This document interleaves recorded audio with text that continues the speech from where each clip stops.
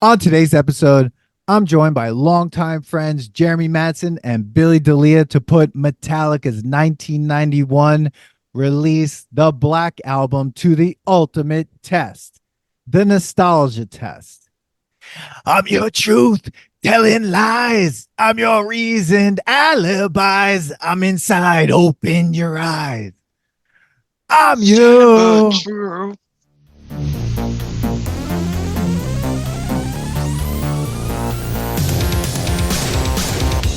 Welcome to the Nostalgia Test Podcast, the show where two longtime friends put their mainstream pop culture past to the ultimate test, the Nostalgia Test.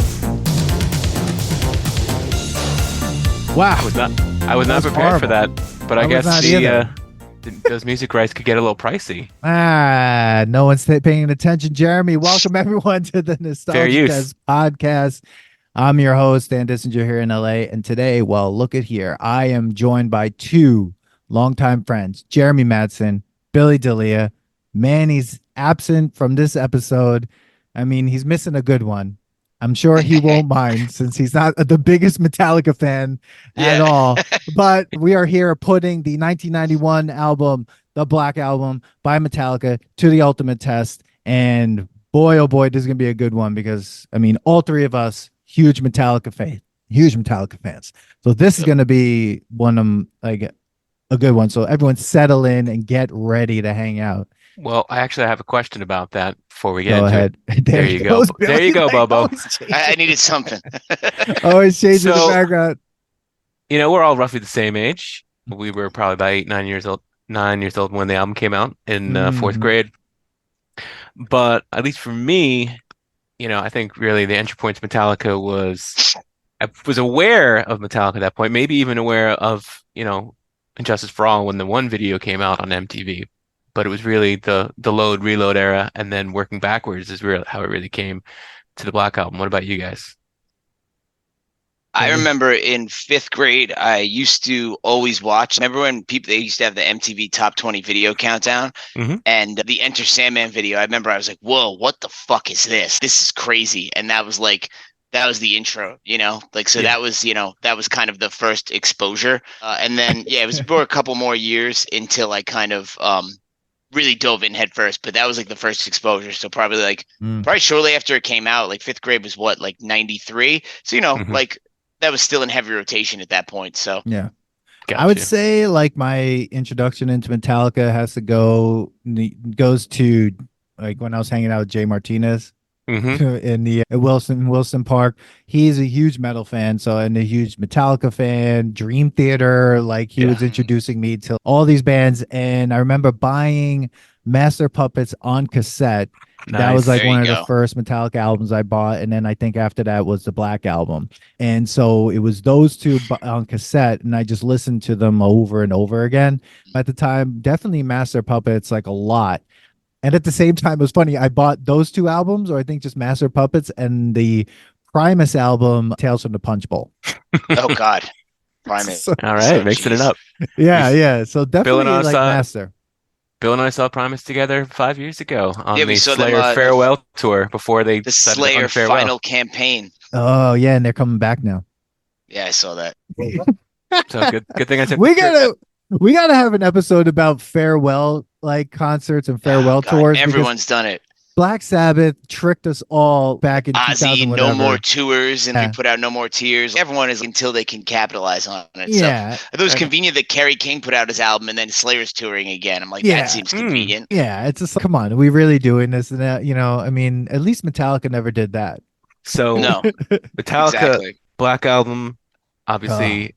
Big Metallica, they've been one of my favorite bands, but something I love probably more than any of that is trivia, and one of my favorite pieces of trivia about that.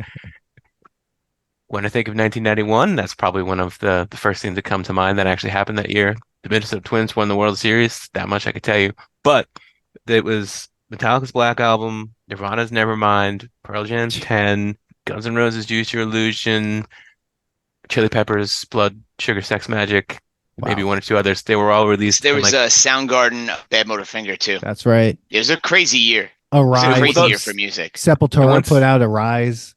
Yep. It's a crazy year for heavy music, dude. The ones that I mentioned, I was just within a 6-week period. It was from, I think, Black Album was one of the first in August, and that was like just within a month and a half, all those albums came out.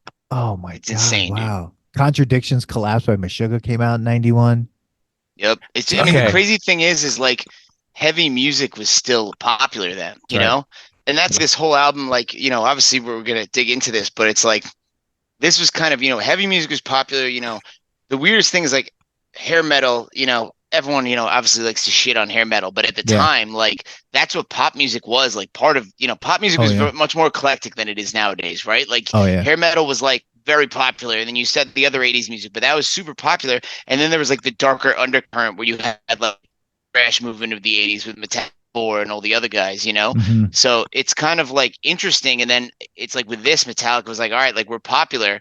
And it seems like they made a conscious decision, mostly Lars, right? Like, we're going to be we'll get into the biggest fucking band in the world. So it's kind of like, and this is that album that kind of put the stamp, like, people that don't listen to metal, like, this is, everyone fucking knows who Metallica is because of this album. Like, this was that beginning gigantic shift in what they were and what they were after. This is like, you know, AD, BC, like, this is like their moment, like, for the band, you know?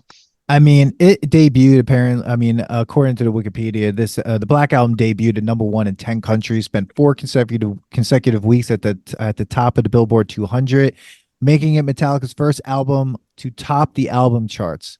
With over 30 million copies sold worldwide, Metallica is one of the best-selling. The Black Album is one of the best-selling albums worldwide, and also is one of the best-selling albums in the United States.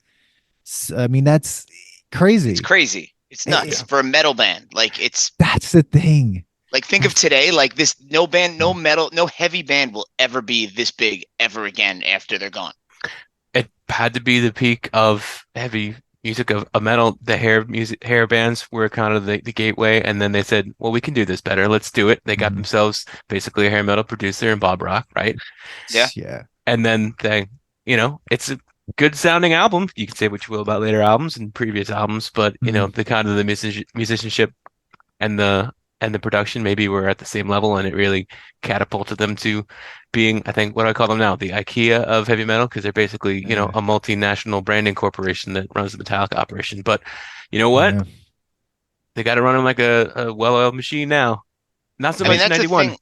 That's the thing, man, to your point, because this is something I was listening to the album. I was like, all right, I kind of, the way I did this, I took notes on each song, and then I was like high-level notes. And I think the first thing here is like, you know, people could shit on Bob Rock for all they want. The production on this album is fucking amazing. Like, unreal. It's absurd. There's this symphonic death metal band I listened to called Winter Sun, where the guy's a crazy audiophile where I can't put this album out yet because the technology doesn't exist. And that guy's the best sounding album ever created is the Metallica Black Album. You know, when you watch the Year and a Half in Life of Metallica, where we put up fucking big, you know, foam bricks so we didn't hear Jason's pick. The attention to detail on the production, I can appreciate and respect that. And that shit is crazy. And you listen to this, and it's big, it's fat, it smashes you in the face.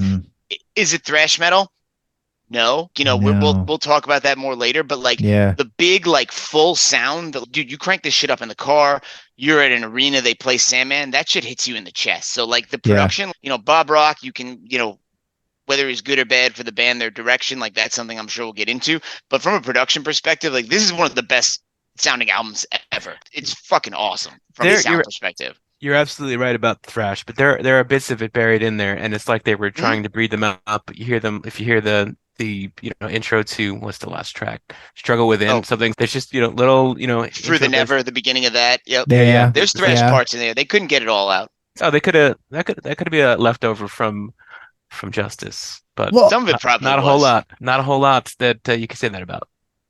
You know, what's weird is I'm looking now that Bob Rock, that's the one thing I will say. I'm going to make a really, really weird comparison between two bands, Metallica and another band, because of the production quality of this album was so clean and just so amazing.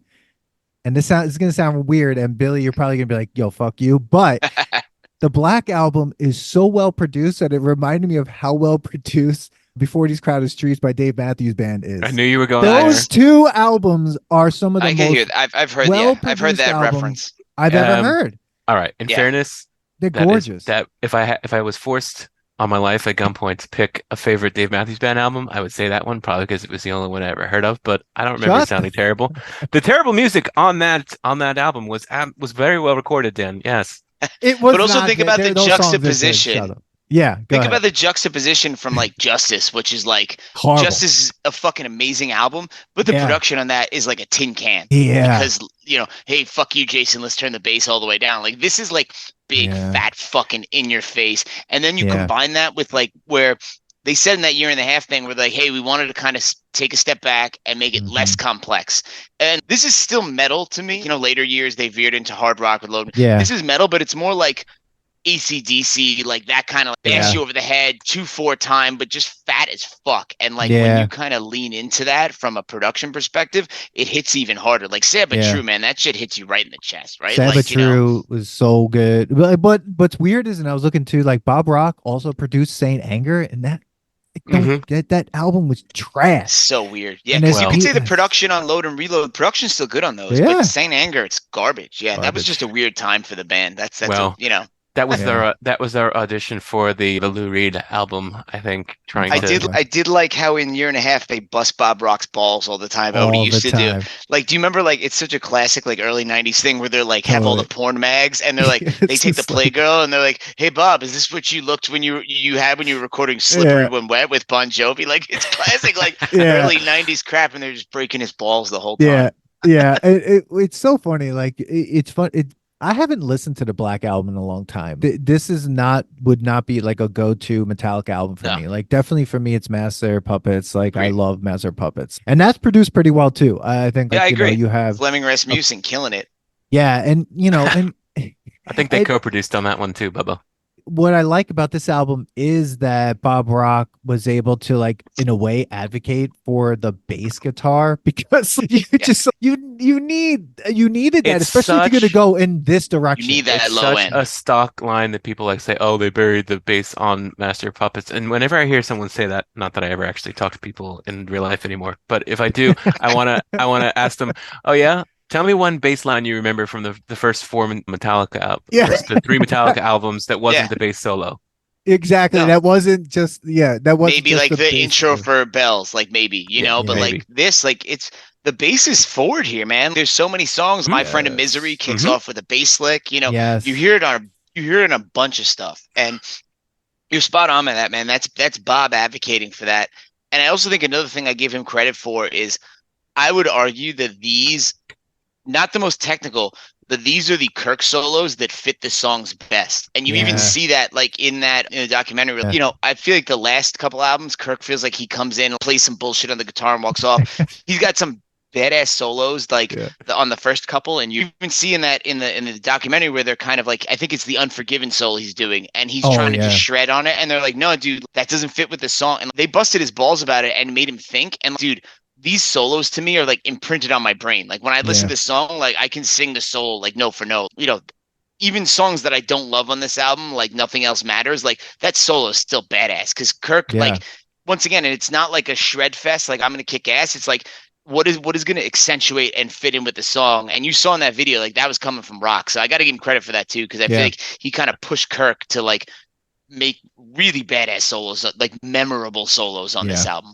It's interesting because in a way, it's kind of like, well, they are songs, right? So, Dan, you said you didn't revisit the Black Album all that much.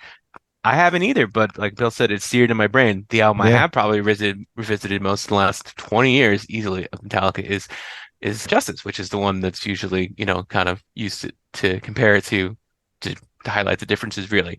Yeah. And still at that point, they're pushing themselves to the limit of what they were capable of. Oh, yeah. That's like progressive metal almost. And everything is, it's, I guess, in terms of not being songs, it's driven by the riffs, and you can't hear the bass, and the percussion is there. So mostly seems to offset, accentuate the riffs, and just how technical extreme everything is.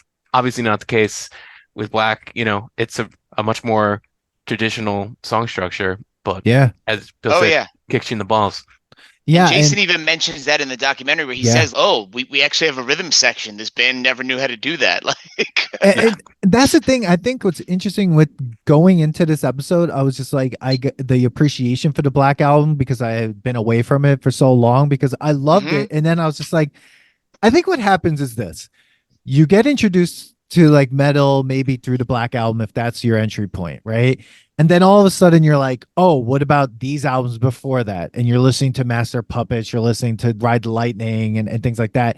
And you're like, oh my God, like what the hell? It's so different. It's so amazing. And then you get introduced to Slayer, Pantera, and then you go down the line until you scare yourself half to death and then you stop for a little bit. Or completely to death, and then you go to the other side and see what real metal's about. Yeah. But then coming back to the Black Album, you're just like, these are well-developed songs, and you have to give credit to Bob Rock, even though a lot of people don't want to, probably because they probably feel like he ruined the direction of the band in some ways. But also, James Hetfield has never sounded better on an album. His vocals were the best vocals that he's ever had. It sounded great. They actually worked on things. And I think that's the thing. Like, he knew how to mix the album, how to cut the album, how to do these certain things to make it what they wanted. Lars. And there should be a whole 10-episode document discussion on Lars Ulrich. I want to make a point of what you said about this being the gateway. It's almost like this is the marijuana. You know, the Black Album was like marijuana, and then you're like, wow, let's get into some coke, and you're doing. And next thing you know, you're fucking freebasing Cannibal Corpse. Like, this is like the entry. Like so many. I guarantee you, if you asked like metal bands that have come out like in the last 20 years, like what got you into metal, I guarantee you many of them would be like, oh, it was the Black Album, you know, because it's like it's accessible, and like, you know, you can say that's bad. I get the argument. Like, look, like if I was, because I've been here with other bands that I've got into, if I was with Metallica since '82, all in this band, and this came out, and I'd be like, fuck this. And I get it. Totally get it. I think I read Dave Lombardo from Slayer. So the first time he listened to it, he threw out pulled out a CD player and threw it down the stairs. I could see that, and I get it, you know. But for us or people younger than us, like the drummer from Slayer, Dave Lombardo, I should say that. But like it literally was like so many people's entry to metal, and you could say that like this kind of made metal even bigger, you know, like not from a popularity wise, but opened the aperture for so many people that may not have been into metal otherwise, you know. So this is what I say. That's exactly right. I mean, this is what I say is difficult, you know, in all the hundreds of times I've appeared on this podcast. The trouble with the nostalgia test for something that happened when you were, you know, at such an impressionable age is it's impossible to separate it from the circumstances of your life at the time. This is the opposite. This has been completely mainstreamed and absorbed. And the way you know that is, all right, you know, the apotheosis of pop culture for popular music is becoming, you know, a worldwide sports anthem that people recognize even when they don't know what it is. Enter Sandman is that. It's in, you know, rarefied air with your Seven Nation Army, or you know, Welcome to the Jungle. Yeah.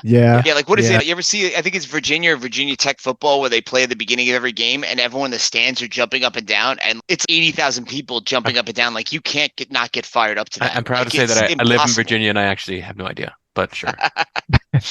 You're in Northern Virginia. It's a different beast. Yeah, you're right. Only 51% of the people here went to those schools. Fair enough. But it's kind of transcended. Like, it's a pop culture thing, right? It's kind of crazy. I mean, they actually won a Grammy for this. And I do remember that. Actually, I have vivid memories of watching that performance. For some reason, I remember seeing that performance, like watching Metallica play Enter Sandman on TV. And I was just like, why do I remember this? But I, for some reason, imprinted on your brain. Yeah. I did love in the speech where they had in the documentary with, we'd like to thank Jethro Tull for not putting out an album this year. I was like, oh, that's fun. That's funny. I was about to ask if that was the year they lost to Jethro Tull. No, that was with one they lost to Jethro Tull. Which is the Grammys are a joke. So yeah. Oh, you noticed? Yeah. Then you'll be Goldberg making a joke like, don't you remember the Fillmores? It's like, it's still there. It was still there, exactly. I think, at that time, I think. But I can say the same thing for venues I used to go to and being like, oh, remember I went to go see Lamb of God at Irving Plaza. You know, like, still there. Roseland, not so much. No, yeah. Well, we saw Oasis at Roseland, which was a great show. That was a memorable episode for a number of reasons. Yeah. But I think what's funny is thinking about Metallica and how Metallica has been able to transcend into like mainstream pop culture, become like this gigantic band, past, you know, transcending metal in very different ways and doing like a crossover, like a lot of artists. But but really never a metal group. I mean, I'm trying to think. I mean, I don't think any other metal group has ever really done what they've been able to do. No, man, like people have tried and no. If you listen to Kill 'Em All and I say you're like, hey, this band will someday be like the biggest rock band in the world, people like, get the fuck out of here, bro. No way. Like, like it's And I can't think of any other band. Like, I feel like Anthrax tried to do it a little bit in the same era, right? And you had, they did the whole thing with Public Enemy and tried to go a little more mainstream. And you even had, Megadeth tried it kind of at some point too, where they tried to go a little more, but they were just exactly. It doesn't work, And I think part of it, as much as I can't stand him, Lars is driving this movement, right? It's a sound business decision. The guy's still an asshole. Business people tend to be. Yeah, but he has been the person driving the business side of this band from day just one. be glad his musical ability is not driving it. Just be glad it wasn't Iron Maiden, because if they did it, they would be the Megalocalypse, the dominating cultural force in the entire world. Okay? Yeah, they would, because they're like Spinal Tap, bro. Oh man, I know. I don't understand how Spinal Tap. How do you parody heavy metal? You can't do anything that satirizes it by being more ridiculous. No, it's already ridiculous, and that's the funny thing. Like, especially Maiden. Oh yeah, in the best possible way. But that's what's funny. What's interesting to me is that a band like Metallica has been able to do that. Where like Iron Maiden, I feel like their songs are really accessible because you got a singer, not soaring a screamer. Singing. Yeah, exactly. You got, and the songs are, they're not in drop D. They're in a key that's like more uplifting key. Yep. And the sonic aspect of it is really great. It's really interesting to think, because Billy, when you and I saw Iron Maiden when we went a few times, I was so surprised how sparse the crowd was in the US. Yeah. It was just like, how is this possible? Like, it's kind of crazy. This. And now that you mentioned them, another one I think who kind of did transcend outside of metal a little in the 80s was Priest, because I think, there are some Priest songs, like people may not know it's a Priest song, but if you say Breaking the Law or like You Got Another Thing Coming, like people know those, but it wasn't like at the same level, because also when you look at the kind of bands that Priest or Maiden are, it wasn't like as inaccessible as early Metallica is. Like you listen to Kill 'Em All the way up through, I'd even say, like, honestly, the first 3 albums, there's nothing accessible at any of that. That is like hardcore thrash. Like you got to be like, so that's, even if you listen to early Priest, which kind of almost sounds like Sabbath, right? Like that's more accessible to the masses than like where Metallica was coming from. So it's kind of crazy. And that's where the shift was more dramatic from a fan perspective. Well, especially right? because the fourth album was even less accessible than the first 3. They're like, oh, let's make this sound like shit and be hyper progressive with crazy time changes. It's going to be like 16/8 time. And it's like, what the hell is that? I've never heard of it, I think I'm sorry. Go ahead. Crazy. No, I was going to say it's kind of like, and then it's almost, it's definitely a conscious decision was made. Like, we're going to simplify. And I'm sure like in that documentary, they don't necessarily say, hey, we want to become more popular, but it's clear that was like Lars's goal, right? Let's put more money in our pockets. Like you can say, we want to slow it down. We want to simplify. We want to change it up, blah, blah, blah. Yeah. But that has to be what was behind it. There's no freaking way. Like, why would you change otherwise? They were 28 or something like that, right? They were touring on the anniversaries of some of their earlier albums. Did they do a 25th for Justice? They're just like, nah, too much arthritis. We don't want to die. I don't think Lars could do it. I don't think they'll do the couple songs. They play Blackened every now and then, which is one of my favorite fucking Metallica songs. But he plays it shittily. He plays it shittily. One they still play. I mean, One is a great song. That's and that was the first time where people are like, hey, they're selling out. This is a ballad. I mean, I think people said that about. I don't think those people saw the video.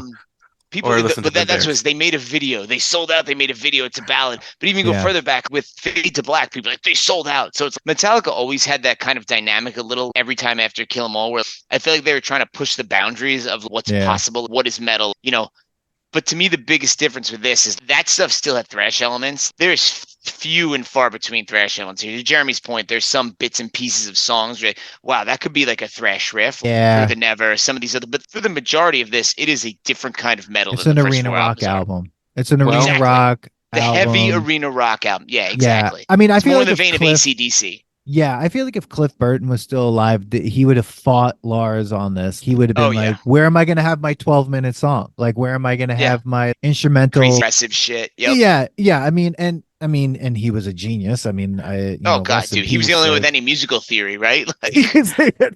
I'm traveling to Sweden and Denmark this summer in a few weeks, and don't think I didn't think about making a pilgrimage to, the shrine of. Do they have something on the side of the road where he passed? I would imagine they do, right? I mean, it would be a missed opportunity. Those people love this music up there. Yeah. Those people. Those people. You know, I thought it was crazy to me when I was watching that documentary because we were talking about how people shit on Bob Rock again. I don't know if did you guys watch the 1.5 year thing or no? I watched I think I watched it the whole thing years ago, but I didn't have a chance this week. But at one point, Bob Rock, I don't know if you remember this, Pico, he wants to make the lead single Holier Than Thou. And I was like, oh shit, Bob. Wow. Little credit there, bro. Because that's actually one of the songs that's more thrashy. Think about that's the lead single. It almost would change the perception of this. If they led with Holier Than Thou, I think it would have been a harder uphill to where they got to. They would have gotten there because the next single would have been Enter Sandman. But if they led with Holier Than Thou, that would have been like, I was like, whoa, like that would have been a great opening single. But yeah, Lars is probably, or they were like, no, like we're not doing that. Enter Sandman is the opening single. Clearly, I even saw remember when Metallica tried to do their own festival for a couple of years where it was like the Orion Festival. Me and Tony went and saw it in Atlantic City. And it sucks because they did 2 nights. First night I had a wedding, and the first night they played Ride Lightning its entirety. Second night they played Black in its entirety, but I thought it was cool. They played it backwards, and I was like, shit, dude, if this album was backwards, it almost starts strong, and then because I don't know about you, but I love the back half of that album. Like when you're talking about like God That Failed, My Friend in Misery. The fuck's the name of the last one with the fucking Struggle Within.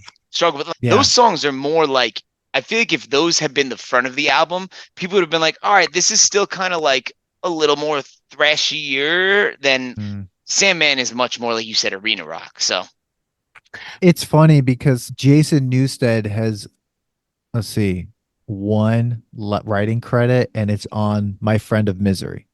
That's a good song, man, with the bass line at the beginning. Yeah.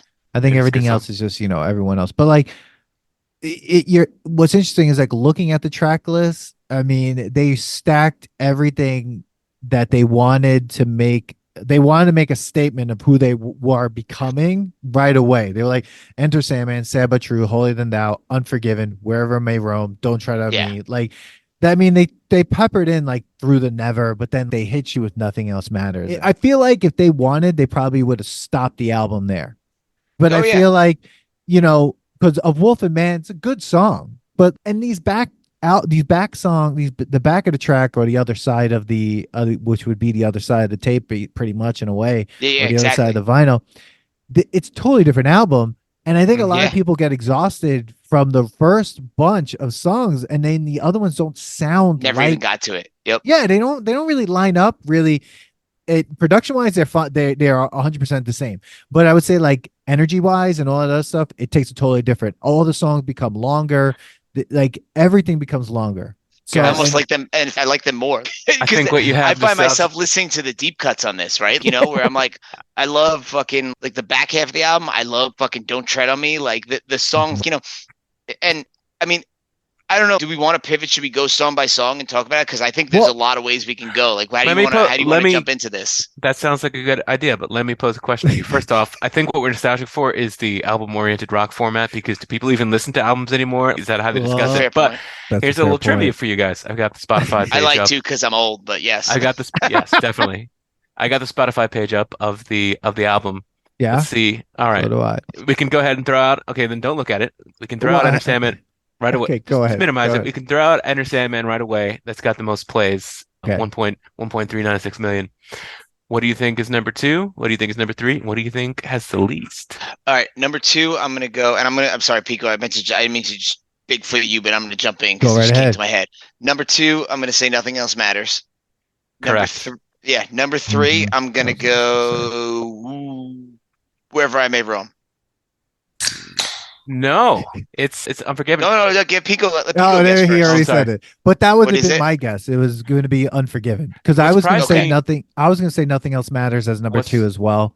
Yeah. And and Unforgiven next, because I think those are the two biggest. And I guess Sad But True is next, but it surprises me how far down it is now. Of course, this is the remastered version, so the original master could be it could be different. I mean, maybe. I doubt it, because I think those two songs, I think Nothing Else Matters and Unforgiven are the two other biggest songs on the album. I would agree. And then after that, it's Sad But True and Wherever I May Roam, because those are all the singles off it, right? I think pretty much those are the five. Those are the 5 singles, right? So all right, all right. And now here's the bonus question: which has the fewest listens? Which is the Struggle Within? Pico? I'm gonna say A Wolf and Man. Well, you should have said Struggle Within, because he was right the first time, which makes the last sense. Song on the album. The last song on the album. Controversy. Wow. Well, I mean, it makes sense. I should have just went with my gut, meaning no one gets to the end of the album anyway. It's true, especially back in the day when this came out, right? Yeah, it's funny how, like, when watching the documentary, how everyone was so excited, and then the backlash afterwards, like all these people were like, yeah, and then a few years later, everyone's like, fuck this album. Yeah, they're like showing Tower Records, people going nuts, and like people trying to wax all poetical about the lyrics, and they're saying shit that doesn't even make sense. It doesn't make sense.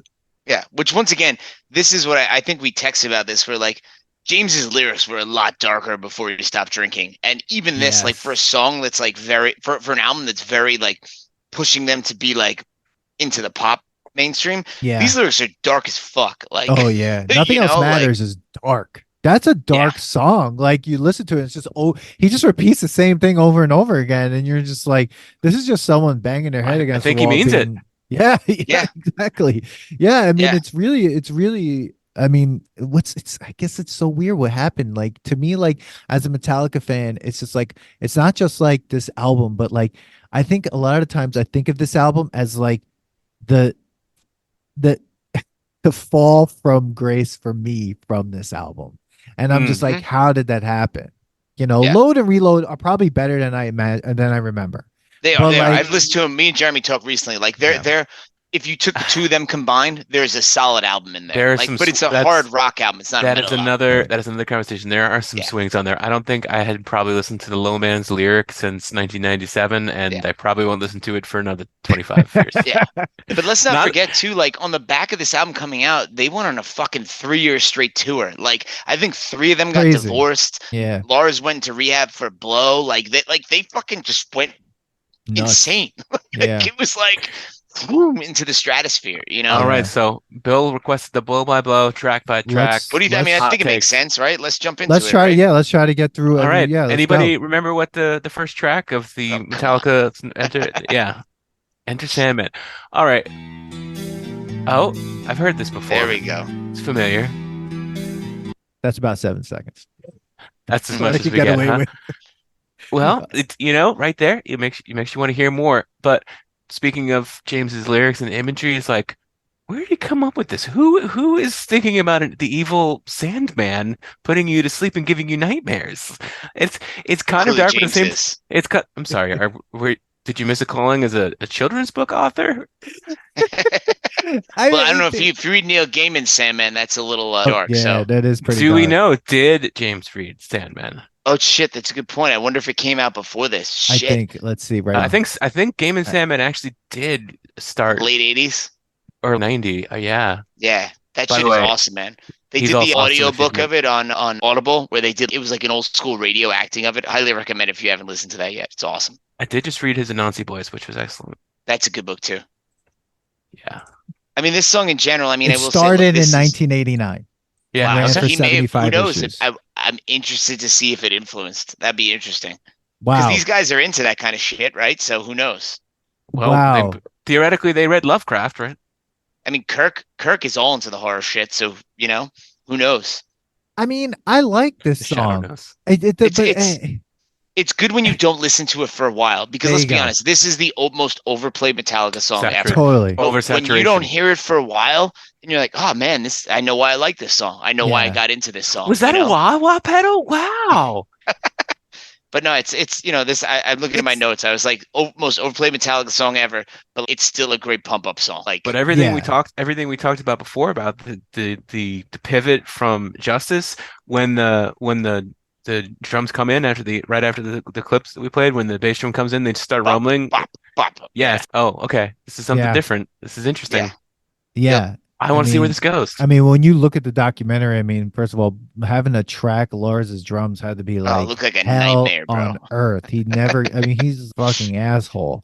The only one that seemed to be working well would be like James and Jason. They were like, they're doing their job. Kirk was fine. I mean, he was a pain in the ass a little bit. Kirk's just kind of out there. Yeah. He's like part of the band, but he's just, I'm here. I'm in Metallica. You know, well, I like him. He's funny as hell. Kirk makes me laugh, dude. Yeah. I think he figured out, from the jump, what everybody who's ever survived in Metallica has to, which is it's their show, and you got to go with it. Yeah. Well, I thought it was funny in that documentary, Pico, where like a lot of times Jason like says things to the camera, and then you look at it in retrspect where we know he left 10 years later, and you're like, oh, it 100% makes sense. Where he's like, fuck this guy. Dude, yeah. And I always like Jason. Like, I think Rob is an actual better bass player than Jason was, because he still does the fingers, But from an energy perspective, like a live perspective, Jason was so fucking amped up. He had that connection with the crowd. He would do it where he'd play like Whiplash and he'd sing it because James is taking a break, pounding 5 beers behind the stage. Destroy, right? Yeah. Yeah. But it's crazy now that Trujillo's been with them longer than Jason was now, right? He's been he's the longest bass. He's been with them 21 years at this point. Jesus Christ. Wow. Well, have we said what we have to say about Enter Sandman? I mean, there's nothing much to say what about else it. What else can you say? It's a great opening song, but exactly. If you're Yankee fans, who cares what you think? You're biased. He stole it from Billy Wagner anyway. Dude, look at what's going to happen is soon, because it'll be 25 years soon, we're going to do a Subway Series episode. It's going to happen. Oh, God, it's going to be depressing. Bubba's going to be so pissed. He's going to be screaming. We won't do it for the amount of games it was. Speaking of the Subway Series, sad but true, huh? Yeah. I like this better than Enter Sandman. I think I agree. I definitely like sad but true. I just love it's a big fat heavy riff, man. It's like the chord, like what I didn't play guitar, Pico, but it's like where you hold the chord, so it just where you hold so it just cuts off. Like I don't know what the hell that's called, but that thing, and it just and it cuts it off right away. It's just fucking big fat heavy riff, and I love it. The drums. This is actually one where Lars's lack of playing ability doesn't matter, because it's I think I could play this song. Right? Yeah, it's just like bop, bop, bop, bop, bop. That's all it is. It's just heavy as shit. And even, you see when they play it live now, because they've gotten cheesy, they're always like, you want heavy? And it's like, we'll give you heavy. Because it hits you in the chest. This is a heavy song, It is. It's weird, but to me, it always sounded like a sequel to Harvester's Sorrow. No, that's a good point. Like a slower version of it. Like a less complex. Yeah, that's a good point. Like it has the same relationship to the other songs. Sorrow, sad but true. Oh my God. Yeah. And then both the lyrics are kind of in the same vein, right, too? This is, once again, the lyrics here are also a little dark, Oh, yeah. Yeah, like very dark. Well, I mean, it's funny. They really put out, I'm just checking when the last Pantera album so they put one out in 90 and then 92. So they didn't put one out in 91. So 90 was Cowboys from Hell, 92 was Far Beyond Driven? No, 92 was Vulgar. My bad, I messed up. Bite your tongue. Yeah. But yeah, I mean, Sabatrue's great. I mean, that to me was one of the highlights when I was listening to it. I was like, Agreed. Oh shit. I was like, I forgot. Yep. And again, the mix is perfect for this. You hear everything. You could hear everything. The snare snaps when he hits it. Everything is really much better. Why were you asking about Pantera? Because don't tell me somebody was picking up the mantle of the groove that hits you and the thrash in 92. Be like, oh, you guys don't want that anymore? It's all right, we'll do both. Well, I was thinking of that because they obviously, I forget what album it's on, and but I don't think it's on any of those first two albums, so maybe it's later that they put out the Suicidal Note Part 2, which that was Great Son of Trendkill. Yeah, because I remember in the live album that they did, they're like, this is our single, and I was just like, remember hearing that, and I was like, Suicide Note Part 2, yeah. That song is out of hand, but that's a band that never wanted to cross over ever. Unintentionally hilarious, that band. Exactly. Yeah, rest in peace. Exactly. But yes, but true. I mean, I liked it. I mean, I like it better than, like I said, like it better than Enter Sandman. Agreed, man. Next, we got Holier Than Thou. I mean, I love this song. This is one of the songs that borders on thrash. Yep. Great bass part. right away, the lyrics, no more, the crap falls out your mouth again. Like, I think what I said to Bill is just shit talking people, right? I think what I said to Bill, someone specifically, I don't know who, but yeah, when we were talking about this, I'm like, all of James's lyrics just sound like "fuck you, fuck me, we're fucked, fuck us, fuck this shit." Yeah, that's basically what this song is. The lyrics are hilarious, unless I'm wrong, unless I'm looking at a website that is just wrong. But the word gelatin is in this song. Haven't changed, your brain is still gelatin. Little your circle around your head. Wow, I never realized that. That's interesting. But I wonder who he's talking. I wonder if he's talking about a specific person here or a group of people. I don't know. We were still too busy trying to figure out Kill What Might Have Been from Blackened. Kills What Might Have Been. Is it like subversive and he's talking about a group of people? I have to holier than thou lyrics. Before you judge me and take a look at you, can't you find something better to do? Point the finger, slow to understand. Arrogance and ignorance go hand in hand. I think he's a part of me is Lars. It's about Lars. It's about Lars. I think a part of it's also, to me, it's almost like a premonition of the type of shit they're gonna get for this album. That's a good point. Like they're like making this album and they're just like, oh boy, here we go. Let's just make the songs now to tell people to shut the fuck up, because like they knew they were making that change. I mean, going into making this album, that's a good point. They weren't like unaware of that, and I think they, this is what they wanted, to be the biggest band in the goddamn fucking world. In the world. The other thing I think is interesting, because we talk about James' lyrics are dark, but I think that's something that made Metallica popular here and before, is his lyrics are dark, but they're relatable. Like I'm just looking at this now, and the shit that's in here, you could apply this to think about how many situations you've gone through with people in your life where you're reading this, and you could apply it to that or others. My favorite is Fade to Black. Sounds like it's about suicide, and I think he wrote it after he lost an amp or something. Amplifier. A stolen amplifier. It was the best one, man. It was my favorite. But it's, I think that's something that really resonated with people with this band, outside of some of the ridiculous early lyrics that were just like, fuck you, we're going to destroy you live. Because we're Metallica. Metal militia, Yeah. But I think that's a thing, like the lyrics kind of resonated with people a lot. Yeah. So, but I mean, you're right. Applicable to a bunch of different situations. Yeah. It doesn't matter what they said on Kill 'Em All. No one was listening to the words. They were just like, how are their fingers staying on? Yeah, exactly. But also, this is one of the more thrashy songs. I mean, when we've been saying it, like they're a thrash metal band, and in a way, they kind of just like one of the big four throw that away and decided to not be thrash anymore, because there's nothing thrash about this album at all. Nope. Bubble, this borders on it, but that's about it. Are they still making thrash metal? Are there still bands out there that primarily identify as thrash? Oh yeah. No, I mean, like, if you think of, first of all, like Slayer never changed. I would argue that the last couple Megadeth albums are still thrash metal, despite the fact that Dave Mustaine's voice is very grating at points. I still think he's a sick guitar player, and like they're still thrash. What happened? Special guest. We got a drop in. We got a cameo. It's the Long Island Brewers Guild, obviously. Is that Manny? I hope so. I mean, tell us, stranger, what do you have to say about Metallica's 1991 breakthrough album, Metallica? Show yourself. But there's still. Oh, what's up, Manny? Oh, Manny Coelho. The other, and then look, Manny's trying to come in and do this whole thing, and he's slowly. What? You didn't know? What is this? You guys are doing a podcast without me? What did you say? No. Would you believe us? No, listen. I got two boys that I've known since second grade coming over here trying to take over. This podcast. What are you guys talking about? Is clearly the property of the University of California. Here we go. Ready?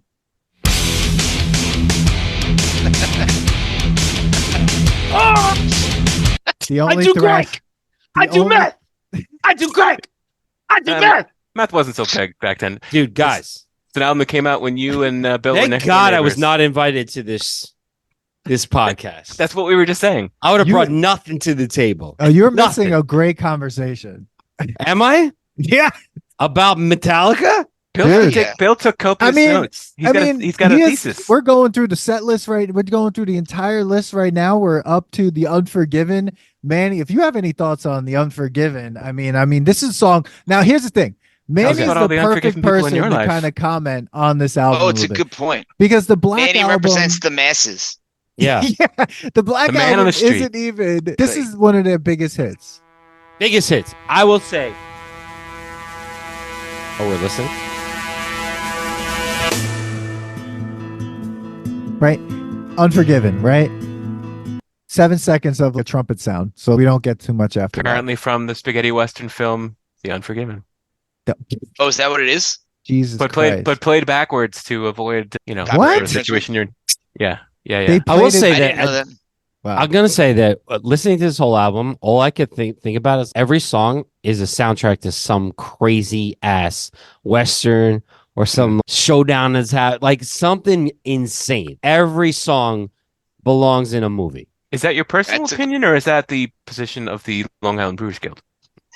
Oh yeah, I signed on to the wrong account. Listen, I didn't have time. All right, I was running late. I was like, oh shit, I was not on my account. I just want to remind you. All right, Jeremy, you had to put that in there. Your OCD couldn't handle it. I'm just trying to help you. I'm looking out for you, man. Looking out for the guild. All right, yeah, the guild. Listen, no, I think it was definitely the whole time I was listening to this. First of all, I was like, damn, these are fucking bringing back some crazy nostalgic vibes. Oh yeah. And then I was like, man, these are great videos. This is when videos were like, we were watching videos, right? Like as I said, man, my first memory of Metallica is like in 5th grade, watching the top 20 countdown every week on MTV and seeing that Sandman video. And like with a fucking truck hits the bed at the end, you're like, holy shit! When you have dude, I went to a show because Jason Martinez was a Metallica fan. Second Jason Martinez reference, and I only really liked Metallica because of this. And we saw them in MSG, and I had a fucking blast. Oh, but I was like, but I'm not a metal. Even though I remember Four in the Chamber, his favorite, Jason's favorite. Yeah, he had the hat. So I would do a band, right? That's a hardcore band, and I was like, I don't know what it is. Like, I was like, man, thank God I didn't get on this podcast because I'm like, I'm not a metal fan, right? But I'm like, obviously, but I'm like, this is like metal pop. If like Metallica is like Blink-182 was a punk, right? Like we said, it got to. Like mainstream, and like you hear him on Stern. I've listened to interviews, and I'm like phenomenal. And listen, they had like that time that they did like orchestra, and they had all that shit. It was great. And I was listening to this, and I was just like, after 40 seconds, I was like, I can't. I mean, not to say that they're not amazing musicians and the sounds aren't great. It's just not my thing. It's not my cup of tea, if you will. Right. That's fair. But this album is nostalgic as fuck. I'll tell you what. Like when you had to go and turn on the MTV and wait and hope that you hadn't missed the video you want to see and then it be played, you remembered it. Not like now when you go on your phone and you're like, hey Siri, play that video I like for me again for the millionth time. Yeah. No, I mean, this would be like, I'm thinking about other songs that I was into that I'm like, oh, watch the video. These videos were better. These songs were made for mini movies. So, Manny, here's a crazy stat I mentioned at the beginning. This album, Guns N' Roses, Use Your Illusion, Pearl Jam's 10, Nirvana's Nevermind, Chili Peppers, Blood Sugar Sex Magik, and maybe there are a couple others, came out in 6 weeks within 6 weeks in the same year. Jesus. Yeah. Think about how many videos you watched. Those. Think about Anthony Kiedis's boobs just bouncing in slow motion. It's funny now that you're saying that about the videos and just like the thinking about the pop impact. The only other heavy album that I can think that had as much of a impact in general pop culture, I would probably say like the first Guns N' Roses album. Like and still today, like those. Did that have November Rain in it? No, that was more like Welcome to the Jungle, Paradise City, My November Michelle, Rain like was on Use Your Illusion, which is one that came out at the same time as Black Album. But that was more where it was just more stripped down. Like they took hair metal and added like a heavier aspect to it. But that album, I feel like kind of like was very popular. That album has insane crossover. Like the Guns N' Roses album that first album is out of hand. Like, but it's kind of like this is like in the same echelon of like from a pop culture perspective, right? Well, it's just that was their first album, which is fucking mind blowing. By the way, I think that's one of the best first albums ever. And this is like a total cultural shift, but for the impact on like music in general and like from a heavier band like being popular, I'd say those are like in the same echelon. Well, we're skirting around it because that's basically Nirvana's Nevermind, love it or hate it, but that's basically took heavy music, stripped away all of the pop ephemera and kind of made fun of it and went off in a whole nother direction. Totally. Yeah. Yeah. I mean, did you guys bring up the fact that became also popular because what's his name against Napster? Like, oh no, we didn't go there yet. We didn't even that didn't happen for like that's. I know we're still 91, bro. So like later on, but like they're always in the zeitgeist. Oh, like yeah, Metallica is always a part of something. You know, is there like argument that some metalheads don't like them? Oh, this is this album is the defining moment for some Metallica fans that had been on board from the beginning because like they were like, this is our band, they're heavy as fuck, they're thrashy, and then this came out and they were like, fuck this album. But this happens with Metallica. Legacy act that's around for that's how I feel about In Flames. No, I mean you're always gonna hate right? In Flames because they got pussy and a bunch of but like dumb music, you know. I think it's hilarious to be a fan because not hilarious. I think it happens in any genre. Yeah, exactly. Like Real Big Fish's sellout song it's a perfect thing. Like people love their band until they sell out. But that's kind of where I would that do the same good. Yeah, they're that good. Like I remember somebody even like to shamelessly plug the brewery. I remember someone walking in. They're like, "Oh, I can't believe Blue Point sold and blah blah." I was like, "Have you ever owned a fucking company?" And they're like, "What?" I'm like, "If somebody walked in here right now." And to offer me $24 million. Yeah, I'm signing the check. No questions asked. I'm signing the check. Not even calling open up a small brewery later or something. Yeah, I don't care. Never had to pay insurance, payroll, overhead, deal with employees. Yeah, you should shut the fuck up. What are you talking about? That's eventually where they're gonna go, or else it's like this. If your band is that good that you like, and they don't sell out. They're gonna eventually suck. You're gonna be like, oh yeah, they didn't change. They're gonna be living out of their fucking van. Yeah, they're just gonna be like, oh, they never changed. They never got better. They kind of stayed the same. I kept seeing them at Deja One until they were 40 years old. Yeah, okay, I get it. But what the fuck, dude? But with Metallica, here's the difference, and this is the difference with this for me is that they already were huge, and they were, and so. You're coming off of what Master Puppets is like the album right before this, right? No, Justice for All. Justice for All. Okay. You're already huge. Wait, that's so weird. Wait a second. Yes. I'm sorry. Yeah. That's like saying something was in the 90s, but should have looked like it should have been done in the 80s. Like Justice. They went from a a better produced album like Master Puppets to let's produce this in a cardboard box. Yeah. Yes, wow, it's so weird. Wow. Okay, there was a lot involved there, but they were not dealing well with their second base player dying. Okay. No, I get it. No, I understand that. But okay, you're already big. You're doing this stuff. Blah blah. This was a very conscious choice. To me, it was just like we're thrash, we're this, and now we're AC/DC. I feel like there's just there's a sound choice that you make. I mean, look, not every band's going to be like Slayer. I mean, Slayer has his fan base and they're always going to be Slayer. They put one album out that was kind of which I saw live too. Slayer. You saw Slayer live? I saw Slayer live at Jones Beach.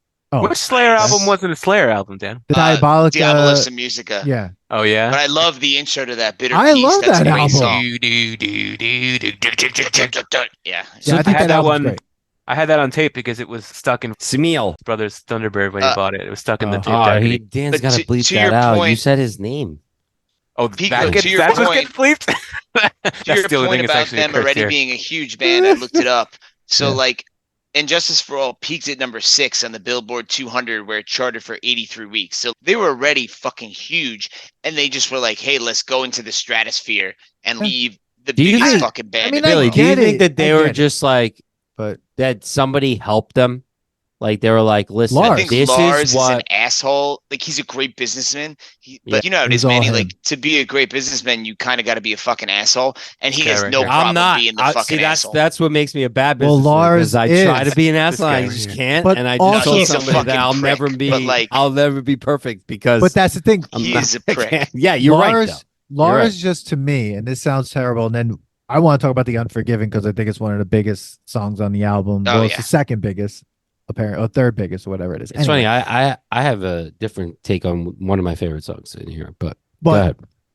I feel like Lars just knew that he couldn't keep up with musically with where the band was probably going to try to go. Well, it could have gone, right? Yeah, and I feel like going to get more progressive. I know, because Injustice is super progressive album. It's unbelievable. You have instrumentals and things like. I just feel like he just couldn't. He wouldn't be able to keep up, right? And he wasn't going to leave the band. He wasn't going to ever leave Metallica. So it would have just would have broken up. But to push this, Cliff dies. He could take the reins more, and so then he is pretty much taking. So you think this guy's diabolical? What he's saying is 100%. He thinks that Lars Ulrich makes Steve Jobs look like Tom Hanks.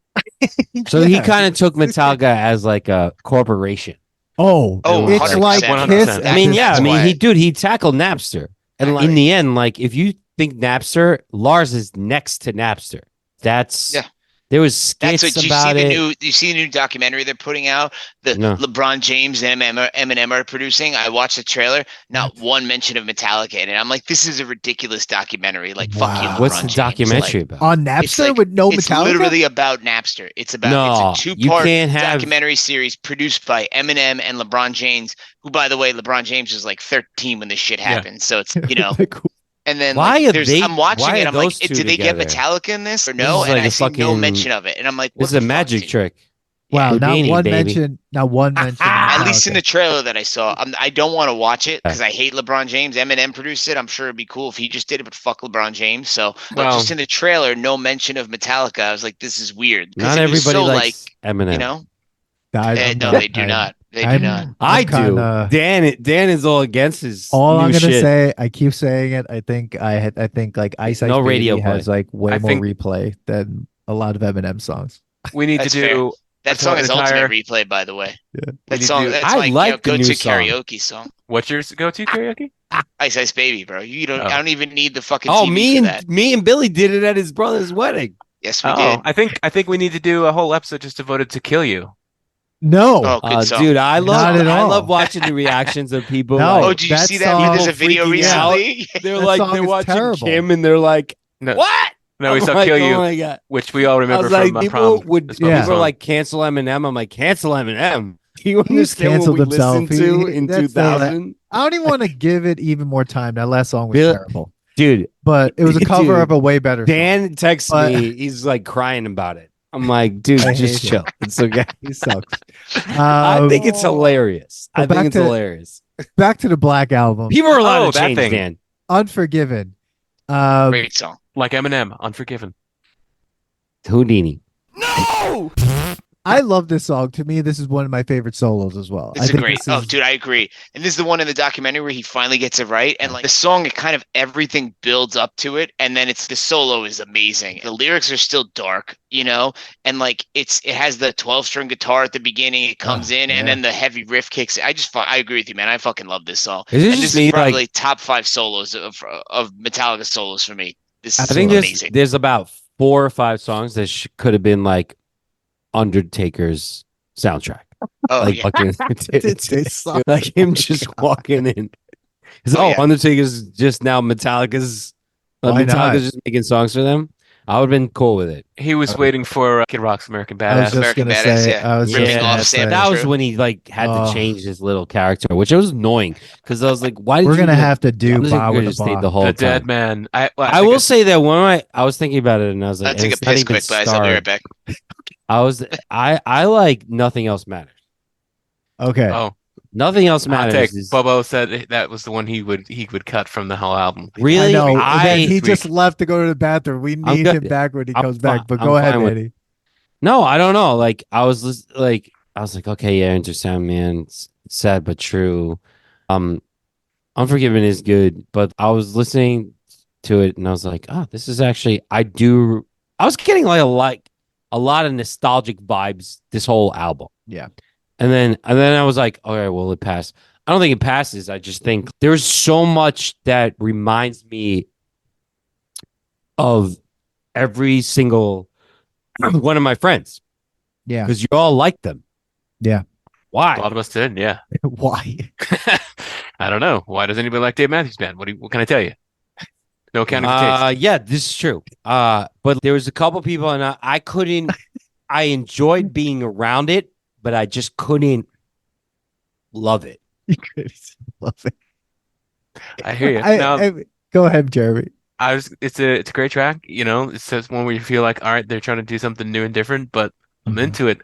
Although, as I said to Bubba before, they play this one on the radio a lot, and my wife, Allison, kind of can't stand it because she thinks it falls into a category of music she says she hates, which is where it sounds like the singer is constipated.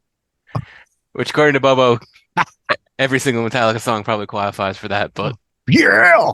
How? Yeah! Bill, you didn't like Nothing Else Matters? Bill, you didn't like Nothing Else Matters? We're up to Nothing Else Matters? No, I just said that was like actually one of my favorite songs. I like it. I used to like this song, but I was listening to it again. I think I've heard it so many times. I'm just kind of over it. I think the solo is still awesome, but this is a skip for me. And like every Metallica show I've ever gone to, like in the last, you go to the bathroom. 15 years. Yeah, it's the piss song every time. Okay. That's what he said. Say what he says. Don't get me wrong. I gotta say, I used to like this song a lot. I think I've just heard it way too much. Watching them live, phenomenal live show. Yeah. And I know you were at the Woodstock.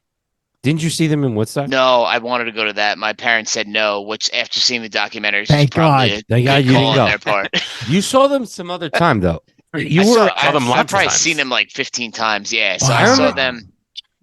I remember concert I ever went to, I think. What happened?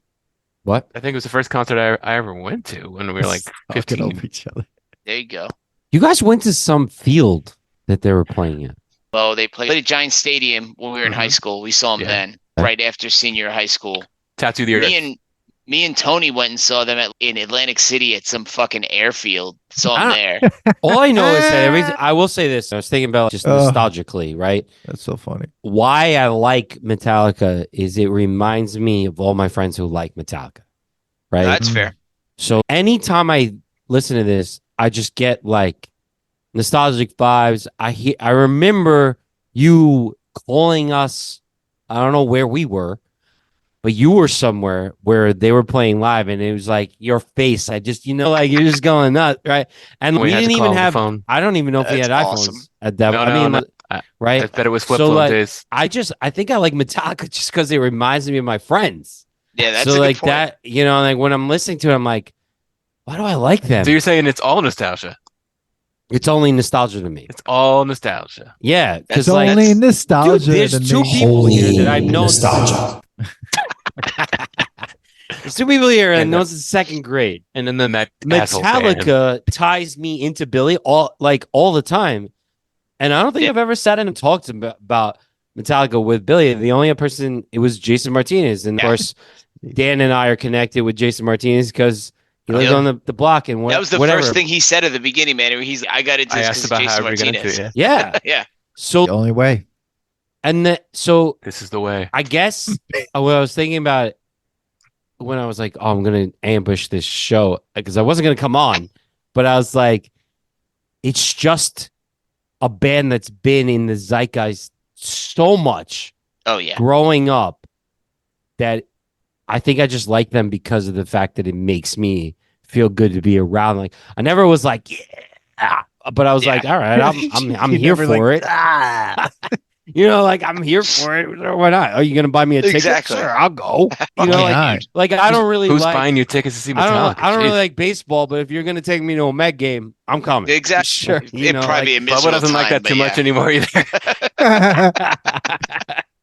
So I'll go to a Metallica show. Why not?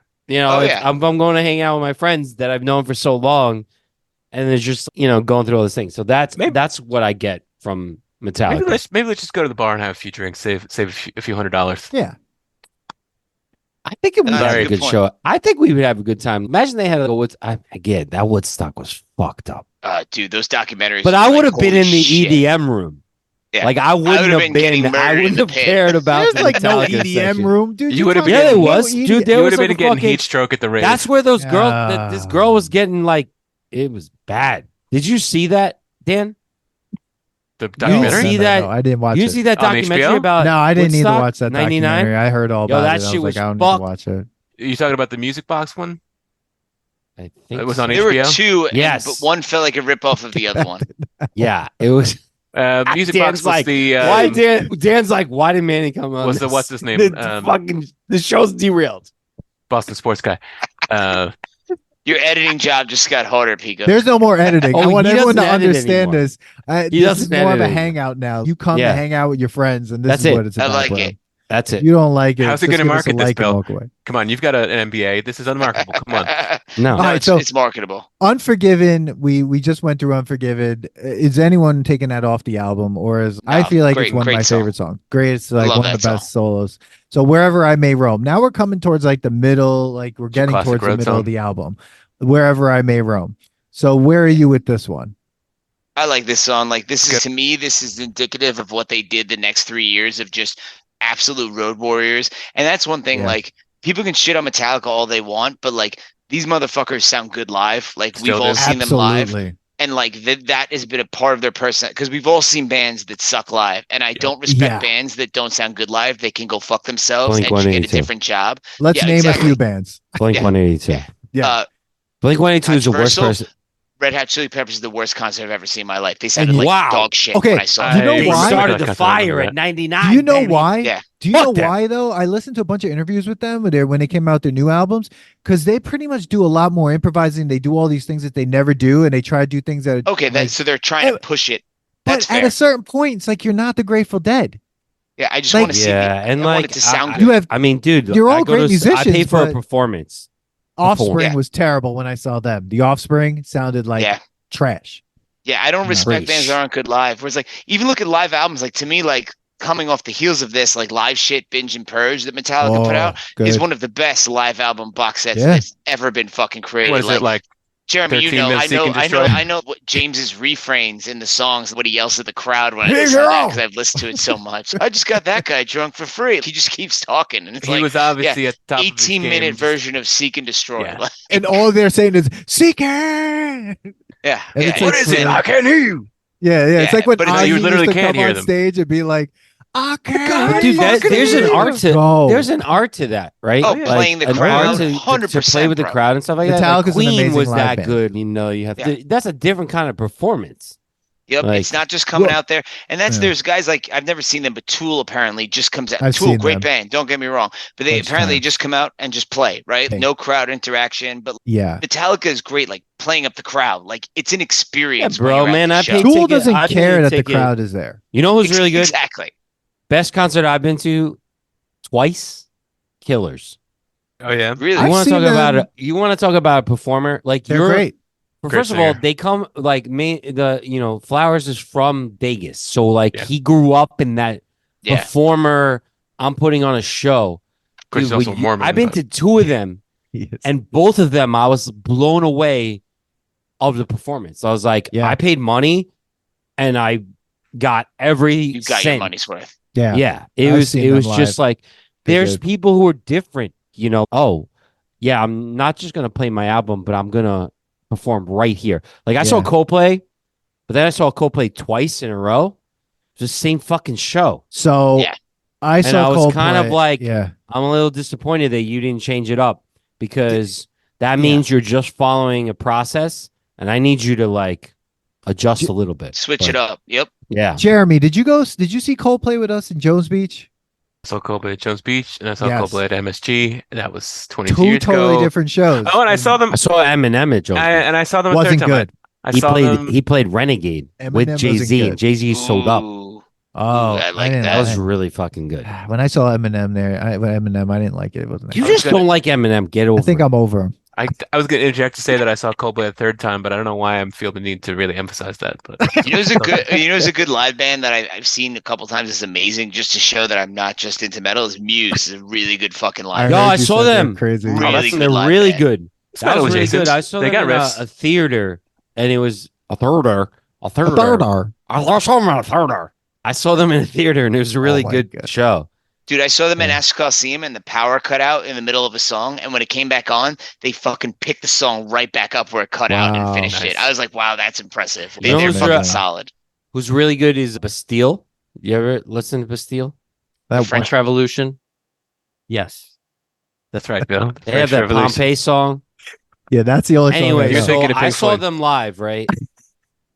I've never experienced. So I was watching the sound guy do his thing, the producer that's like in the middle adjusting things, and I was like being a lot more focused on what he was doing and like his job, and then what was going on, and like the headphones, and the singer was losing some things, but he was able to change some things, and he was like telling him, like, I was watching a whole other show than everybody else.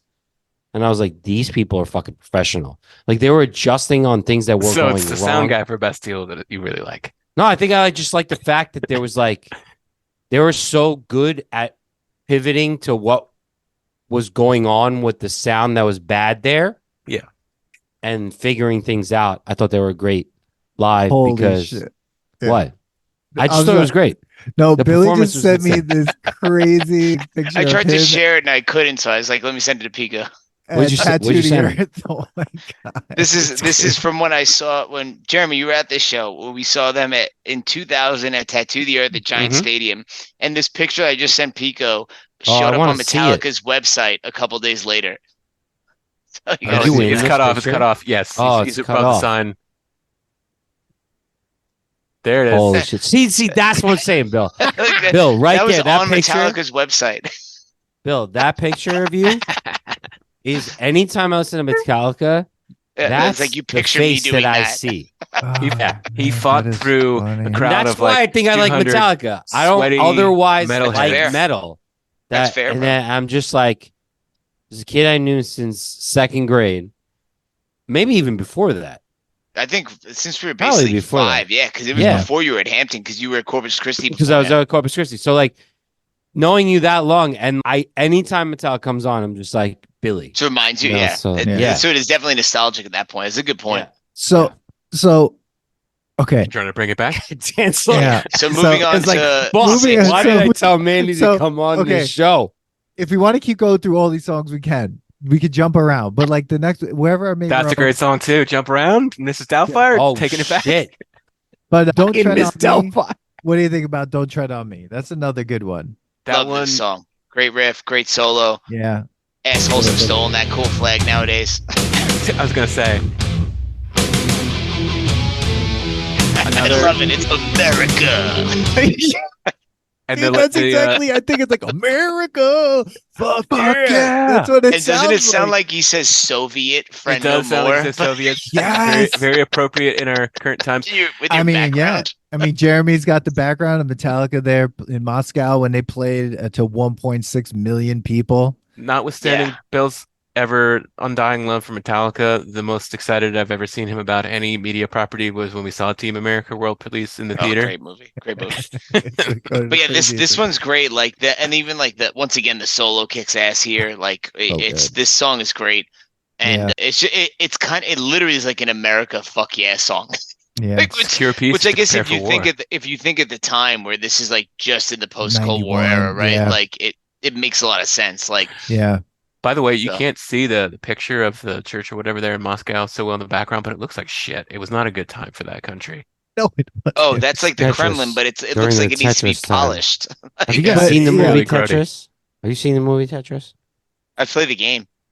Dude, watch the movie. Dude, watch the movie. Stop. Okay, look, I gotta get a wipe. But watch the movie. But all right, I got 3 minutes, guys. Let's go.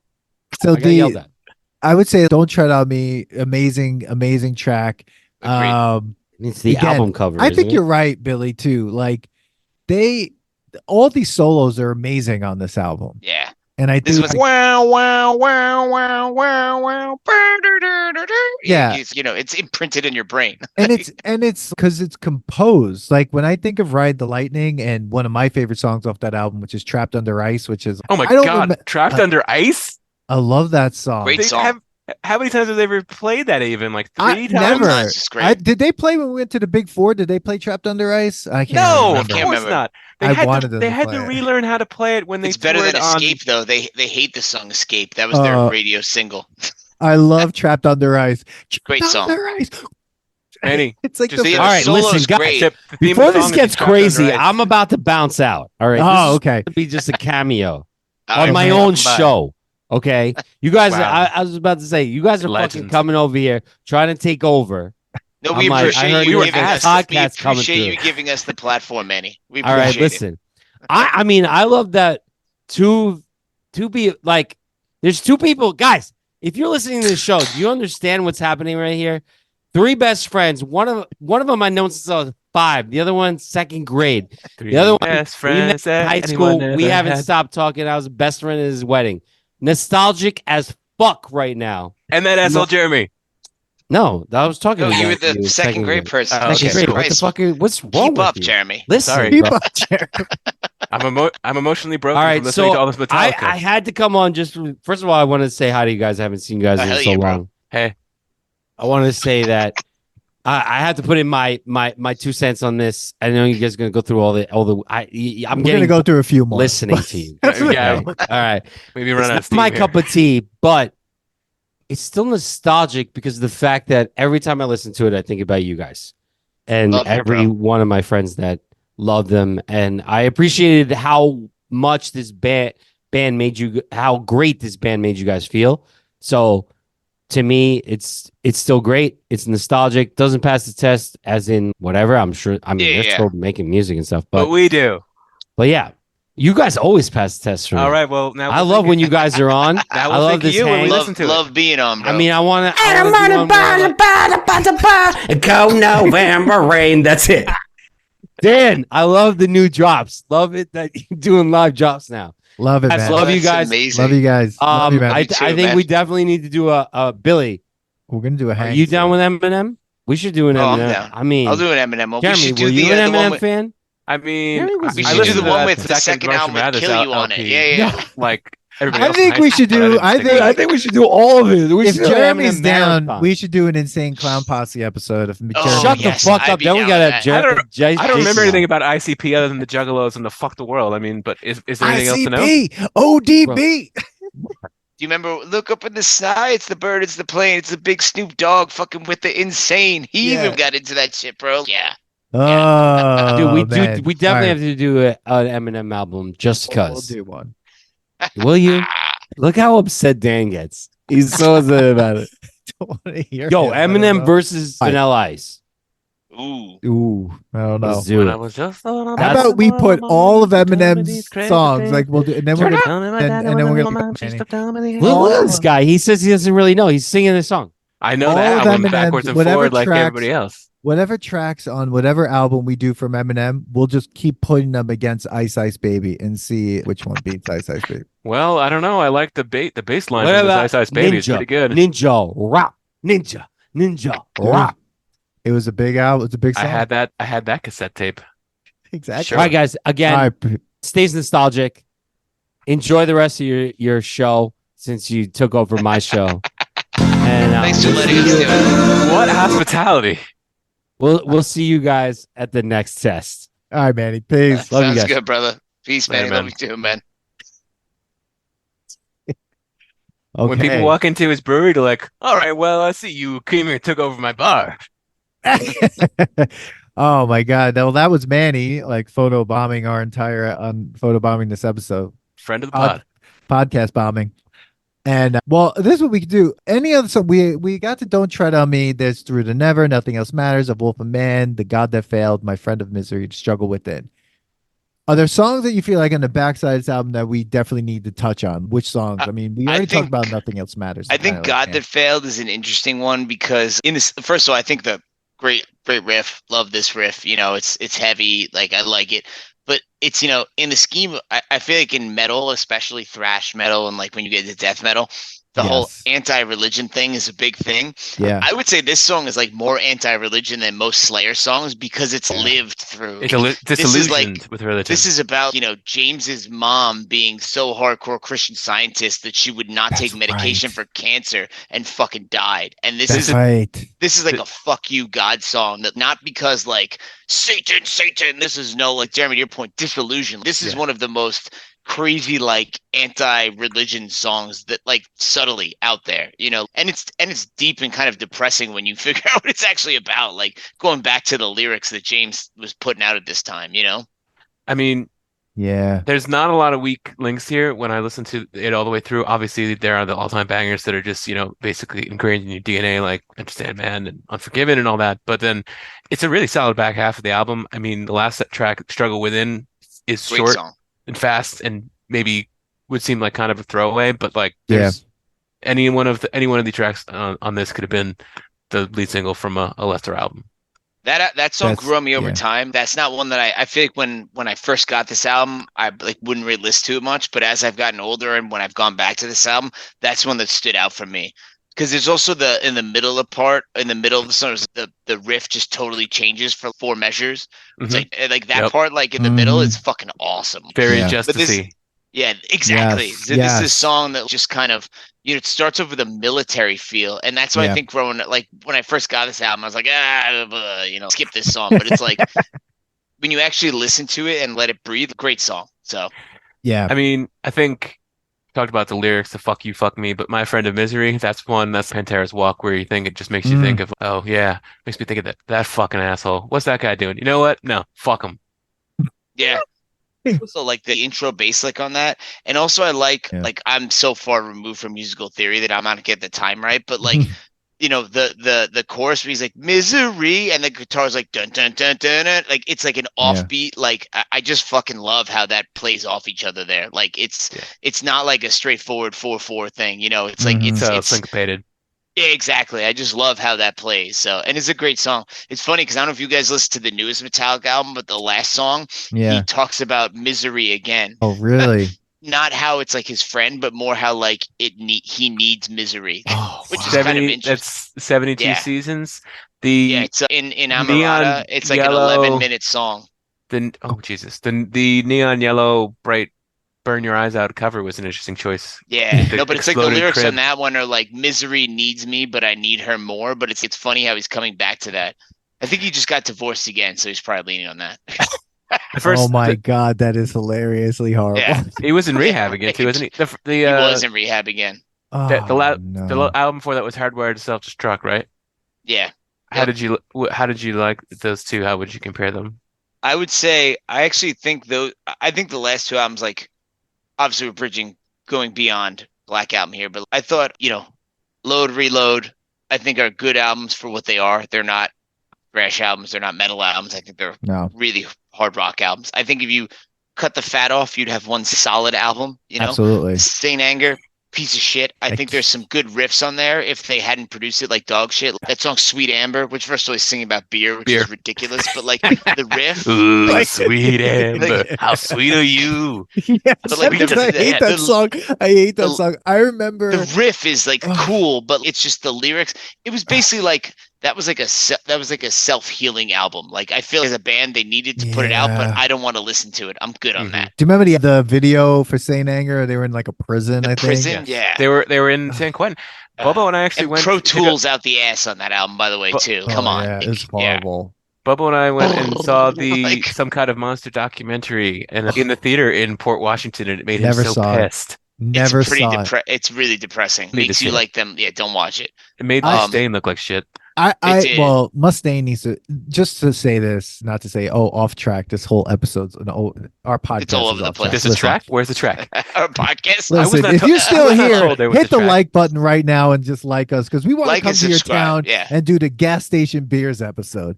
Anyway, I need Dave Mustaine to shut the fuck up. I just need him to stop. You were in Metallica. They got rid of you. Stop it. You're in, and you were still super successful. Like, what the fuck is wrong with you? You got your own band. Shut up. You're such like you're probably the most commercially successful out of the big four after Metallica. Right? Exactly. Like, settle the fuck down, bro. And not even that. It's just like the more people hate on Kirk and his guitar playing, he's a fucking great guitar player. I love Kirk. You can't fucking say he is. The wah-wah pedal. I'm like, dude, everyone has it's the same shit as how people shit on Zakk Wylde for pinch harmonics. That's their signature. That's what they do. Randy Rhoads had the same kind of shit. It's like people have the signature. So it's you don't like it, move on. It'd be like hating on in Pink Floyd, if you like Pink Floyd, hating on David Gilmour for bending a string. That's what he does. He bends the string and holds it forever. That's his signature. Stupid. It's you can find. Look, if you like, here's the thing. Like, this band has become so overexposed. Yeah. You could shit on them for any way you want. So But anyway, I'm sorry. To continue my thought, what I was saying before, just to finish quickly. Go for it. 2 albums away. So we got Saint Anger. Shit. Death Magnetic felt like I liked Death Magnetic at the time, but over by the way, 16 years since it came out. I know. Feel old, by the way. Dude. What is we're old. It's it feels forced when you listen to it. Like it was because they had Rick Rubin in there, and Rick Rubin was like, "You need to get back to being thrash." So they were like, "Hey, we're just gonna do it."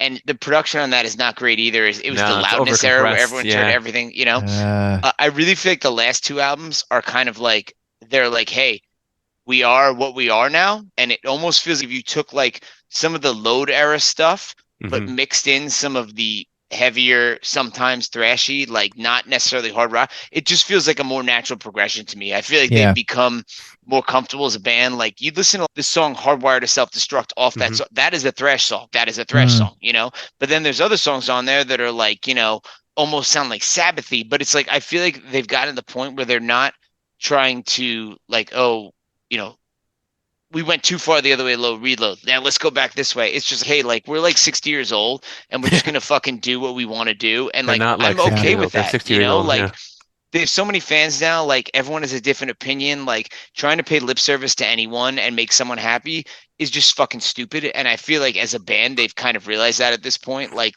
we're just going to play, you know, like we're going to do like what makes us happy, which I can respect that. I'm not always going to like it. I don't like every song they put out now, but I can respect that. And I feel like it's a lot more genuine than maybe like a Saint Anger or Death Magnetic was. It's more like, hey, we're old, like we like to play like this. But there's like, I don't know if you guys listened to the extended version of Death Magnetic, but they had like a Dio medley cover, which was fucking awesome. Or they covered When a Blind Man Cries by who sings that song? I can't think of it right now, but like that. But it's like the covers, I agree with you, are amazing. Or even the last couple, I'm sorry, I'm rambling now.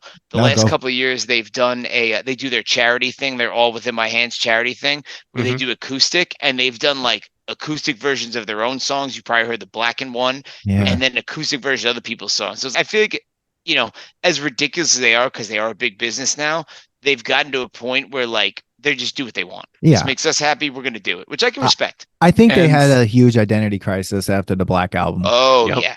That's who are we? Yeah, I agree. Like you look at the short hair on Load and Reload, and then that was tragic. Interviews with James where I didn't know what was going on, and Kirk has like weird tattoos and like belly button piercing. Like, what the fuck is this, bro? Like, you know, it got weird, you know, and like, why am I seeing his pubes in this album cover? This is weird. All right, it's not on the cover, but it's in the sleeve. Yeah, but it's cover would be bold, man. And you think about it, if you're like these guys who were, you know, they grew up. And then this album is kind of like push them into the upper echelon. Yeah. It totally makes sense why they have an identity crisis. Who the fuck are we, guys? Like, you know, well, everyone's shitting on them for selling out too, you know? Yeah. But I really think. I agree, Bobo. It is a terrible place for a tattoo. Well, the belly button? Yeah. Oh, you mean where his is made in San Francisco right there? Yeah. Where he's got flames coming off of his pubes. That's a terrible tattoo. Getting this when you're 18 years old. Stupid idea. It's faded so much. Dude, it's terribly faded. You disappeared. It's so faded. I was there when you got it, but not as bad as the one in the middle of your back. I should have gotten this instead. Like the background, that would have been a much cooler tattoo. Wow. Well, I would say I love Of Wolf and Man. I'm just going to jump right back in there. That thing. Sorry, we rambled. No, it's okay. Great song. We're coming towards the end anyway, but that song is a song when I first listened to this album, when I first started listening to Black Album, that I was just like, what is this shit? Like, I didn't like this, but now re-listening to it and stuff, I'm like, this song is like really cool. And it's I like it. It's got different timing again too. Like I agree with you. It's cool. It's got a great solo once again, like every song on this album. That's the thing. Those solos are so good. He as much as we want to hate, as much as everyone I think blame Bob Rock, I'm gonna give him a ton of credit for this album. It's just so well 100%. Done. Production, the solos, because that's the biggest thing on the back half. Like the last couple albums I was talking about, if you listen to Kirk's solos there, like they're like he's mailing it in. Like he like shows you can tell he's like, all right, I'm good, bro. Thank you. Like, whereas this, like he had someone putting pressure on him. Like, no, it's not good enough. Do it again. Like this doesn't fit with the song. Do it again. And saying his solo sounds like Lars' drumming. Exactly. But it fits. It was so good here. I love a Wolf. Speaking of Wolf of Man, I love where he has the refrain where he's like, "I feel a change," and then like builds back up from there. Yeah, it sounds like Megadeth though at some point. Like that part is like, I'm like, oh Jesus, hello me. I can't. That's why I never was able to really listen to Megadeth. Every time I hear them, you wanna call a frost. That's one of their worst songs. Yeah. Yeah, I was like, no, we're not doing this. And what else did we miss? Did we talk everything on the back end? Well, no, Jeremy, what do you think? You got a song on the back end that like you need to touch on? We hit them, man. We hit them all. We hit them all? I think we did. All right. Manny brought up Nothing Else Matters, so we already hit that. Oh, we didn't. You know, we didn't hit Through the Never. Through the Never. Oh, Through the Never. That's probably the trashiest of them all. Let's give 7 seconds to Through the Never. I love the middle where it goes bam. Yes.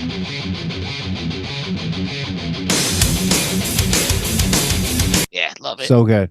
Good song. Let's real quick. I mean, I think Through the Never probably one of the top songs on the album for me. It's thrash. Agreed. It's fucking break down metal. the middle. Yeah, it's amazing. That part in the middle, great. This is the most metal song in the whole album. I would agree with you. Yep. It's this. If this was like, if the whole album sounded like this after Justice, like people be like, all right, cool. Yeah, do it. Yeah.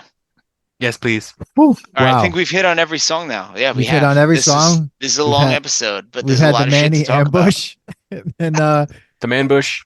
The man bush. The man bush. All right, let's not say that, but we're gonna leave it there. So the Black Album, we're gonna put it to the test. Does it stand the test of time and is still good? Is it just nostalgic, meaning it fails the nostalgia test? And look, everyone that's listening, just because it fails and it's just nostalgic does not mean it's bad. It just means that it's just nostalgic. It means you can still enjoy it for nostalgia reasons. And though the third one is terrible and it needs to be erased from, and is Saint Anger bad? Let's just put it out there. It would be Saint Anger. So, Jeremy, what do you think? Black Album. I mean, I still not sure I accept the whole premise of your test, but it's good. Jesus, Jeremy. So you say you're still listening to this no matter, not just for you because you love it.